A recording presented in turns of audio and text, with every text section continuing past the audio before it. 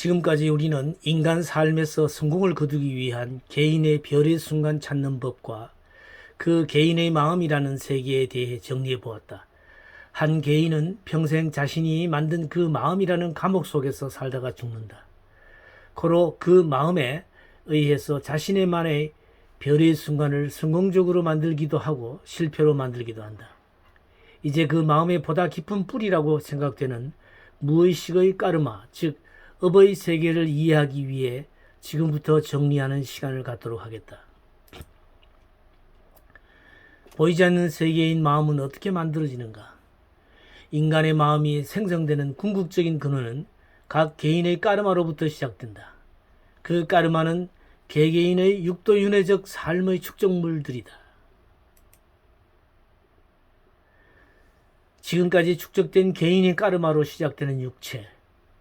인간은 죽어서 자신이 왔던 곳으로 돌아가신다. 그곳은 영계로 육체의 눈으로는 볼 수 없는 세계다. 일종의 아스트랄계의 세계다.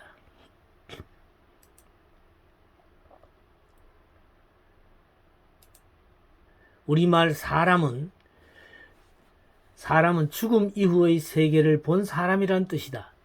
이 사람이 육체의 세계에 머무는 동안은 사람이라고 하여 보이지 않는 사계절을 보면서 살아갈 줄 아는 사람이란 뜻이다.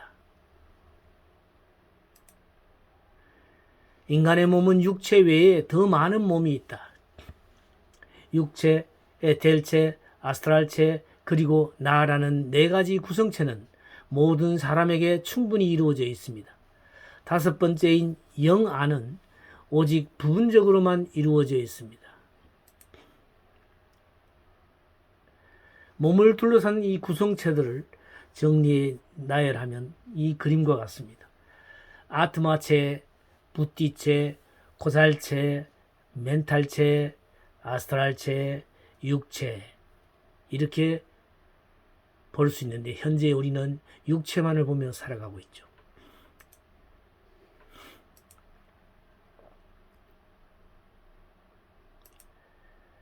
이 일곱 구성체인 사람은 여섯 번째와 일곱 번째인 영체와 영인은 쌍만 있을 뿐입니다. 이 일곱 구성체를 통하여 사람은 세 가지 세계에 참가할 수 있게 됩니다.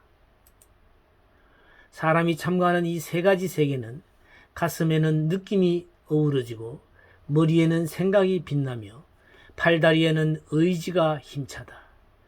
찬란한 빛의 여김이여 엮어나감의 힘이여 솟구치는 힘의 빛이여 오 이것이 사람이다 라고 누군가는 노래했습니다.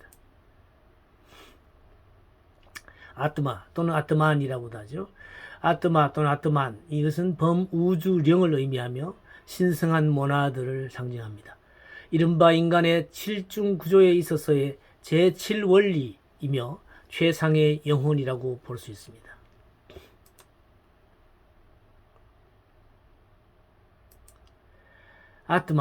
아트마는 이란 이 영적 의지를 표상으로 하는 가장 높은 본질입니다. 하나의 생명 그 자체이며 화신에 있는 인간과는 전혀 별개의 것이라고 볼 수 있습니다.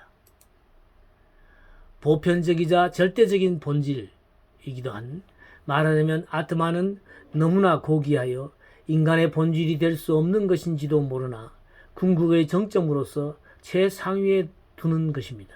실제로 아트마는 인간적인 것이 아니며 보편적이자 절대적인 본질이라고 볼 수 있습니다. 이 아트마의 전달자, 부띠, 즉 아랫단계의 혼과 영은 그 아티마의 전달자의 역할입니다. 미국의 예언자 에드가 케이시는 최면 상태에서 내담자의 업의 세계를 읽어내어 그 사람의 재반 문제를 해결하는 사례를 2만 5천 건이나 남겨두었습니다.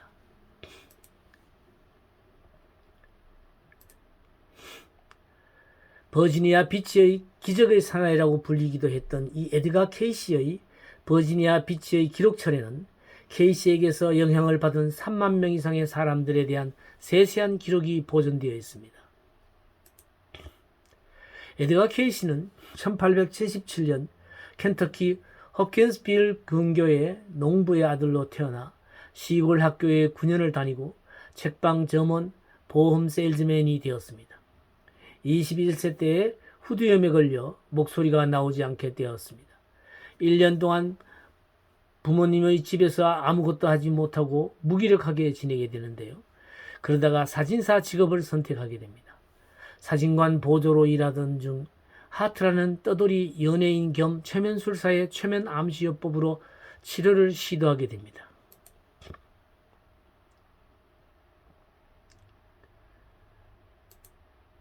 레인이라는 마을 최면술사에게 계속 치유 시도를 하던 중에 자신의 몸 증상 설명에 대해서 신경이 일그러졌기 때문에 성대의 내부 근육 일부가 마비되어 있는 것이라고 합니다. 이것은 심리 상태가 육체에 영향을 미친 결과라는 것입니다. 무의식 상태에 들게 해서 암시를 주어 환부의 혈액순환이 잘 되게 하면 나을 것이라고도 했습니다. 계속된 최면 치료 후에 그는 마비는 풀렸습니다. 혈액순환이 제대로 되었으니 이제는 몸에 활력이 되살아난다는 암시를 걸어달라고 스스로 말했습니다. 레이는 그의 말대로 암시를 주었습니다. 최면 상태에서 깨어난 케이시는 1년 만에 정상적인 목소리로 말을 할 수가 있었습니다. 레이는 케이시가 스스로 자기의 몸 상태를 진단할 수 있다면 남의 몸도 진단할 수 있지 않을까 생각했던 것입니다. 레이는 자기가 오랫동안 앓고 있던 위장병을 케이시에게 진단시켜 보는 실험을 했습니다.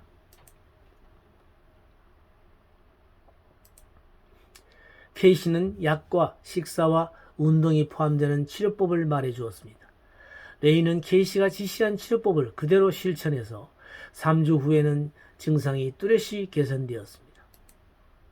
케이시는 10세 때에 성경에 흥미를 품고 완독하기도 했습니다. 그는 예수의 제자들처럼 사람들을 도와주고 병을 고쳐주고 싶다는 절실한 소망을 품고 있었습니다. 레이는 케이시가 최면 상태에서 말하는 내용을 그대로 속기해 나갔습니다. 그는 이것을 리딩이라고 부르기로 합니다.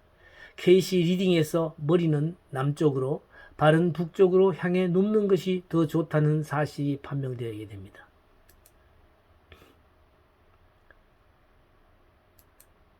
이 별의 순간 찾는 법 강좌는 현재 서울 동방문화대학원 대학 평생교육원에서 학기제로 진행되고 있습니다. 현재 여기에 등록하는 시간은 8월에서 9월 중에 2학기 신청이 가능하며 1학기는 이미 지나갔기 때문에 여기다 이 번호에다가 이 번호로 연락을 해서 여기에 메일 주소로 연락을 하게 되면 되겠습니다. 그리고 궁금한 점은 이러한 곳에 연락을 취하면 도움을 얻을 수 있게 되겠습니다.